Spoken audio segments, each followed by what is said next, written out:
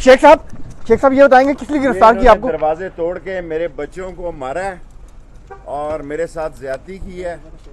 चला नहीं बैठता पर एक मिनट यार, धक्के ना दो। धक्के नहीं थे यार, इन्होंने जुल्म कोर्ट का ऑर्डर भी है और कोर्ट का ऑर्डर है, आप ऐसे नहीं करें। इन्होंने बदमाशी की है।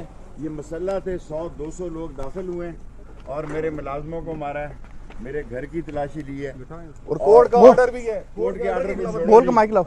ये सारे बदमाश हैं, ये शेख घरों साहब में दाखिल हुए हैं सीढ़ियाँ लगा के, इन्होंने दरवाजे तोड़े हैं, बदतमीजी की है और तमाम मुलाजमीन को मारा है और ज़बरदस्ती मुझे डाला है इन्होंने गाड़ी में और ये यहाँ लेके आए हैं। और आज ही जस्टिस जल्दी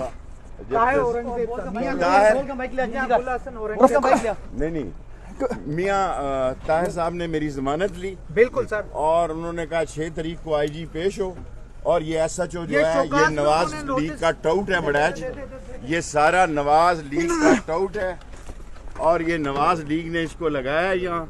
राना जो है सनाउल्लाह ये सारे काम करा रहा है, सारे घर के दरवाजे तोड़े हैं, खिड़कियाँ तोड़ी हैं और इन्होंने बेतहाशा मारा मुलाजमों को और ये उठा के लाए हैं।